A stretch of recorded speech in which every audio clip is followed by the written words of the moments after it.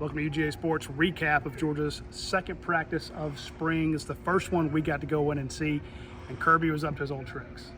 Yeah, yelling. He was yelling when we got here. He was yelling throughout the whole time. They couldn't get the gate unlocked, so he shaved a few seconds off our time. So yeah, but what were the quarterbacks doing? Everybody wants to know about the quarterbacks. What were they doing? Not a thing. What were they doing? They were they were running the ball. It was quarterbacks was rough.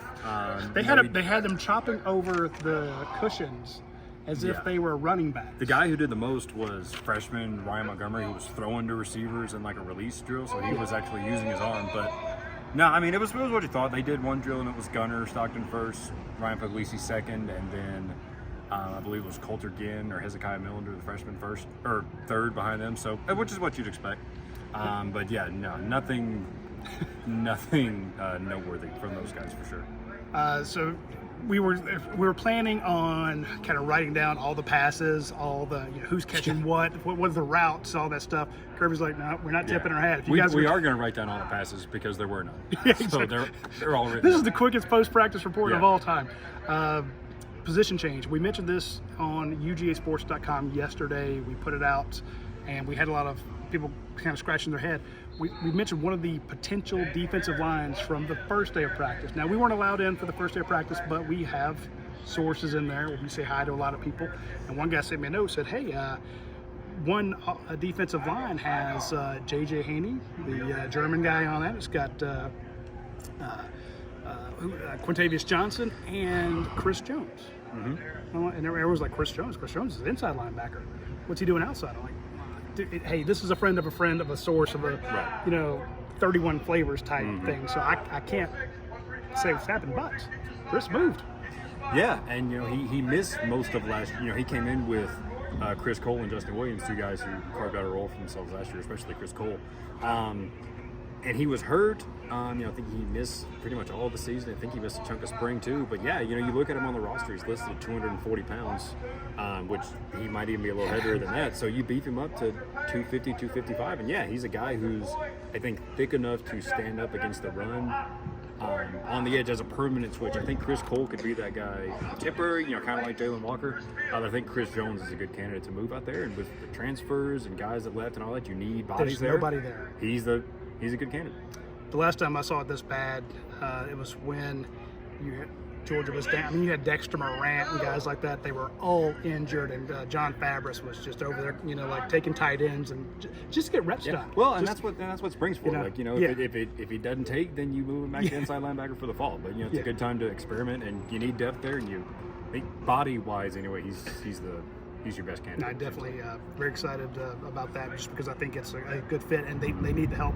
I do expect Chris Cole to be like that first guy to go out there and do that, but again, you also need him at inside. Mm-hmm. So you're trying to get that stuff done.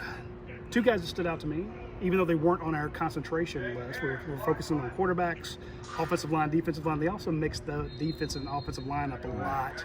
They didn't want to tip their hats on anything. They didn't have them line up 5 across, and here's the first group. But Anthony Dasher will have on UGA Sports. Dasher's been doing this a long time. He knows how to figure it out.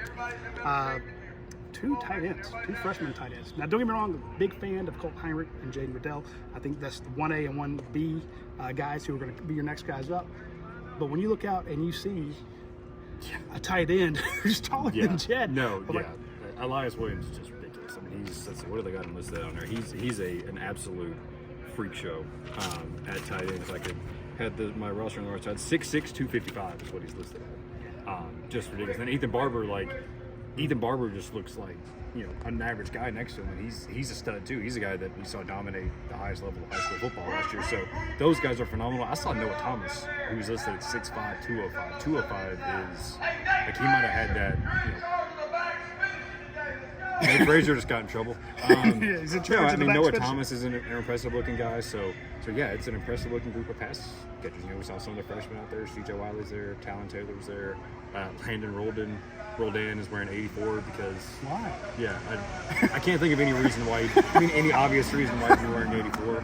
Tyler Williams is a guy who he kind of got forgot about in that receiver class. He's bigger than I thought he was. I saw him and looked at the roster, and I was like, that's not really what I thought Tyler Williams looked like. So good group of pass catchers. Zachariah Branch, obviously. Who's going first? Who was going first? Number I wrote 8? that down. Nitro Tuggle was in there. Colby Young, yeah. London Humphreys was up there. So I saw London going before Dylan Bell. Yeah, me too. There's a lot of depth in that room for sure. That's kind of what we're focusing on: wide receivers, pass catchers. Very impressed with those guys. Very excited to see CJ Wiley out there. You know, that's just if they can catch the ball, this should be a very, very good crew for the University of Georgia. Maybe one of the best we've ever seen.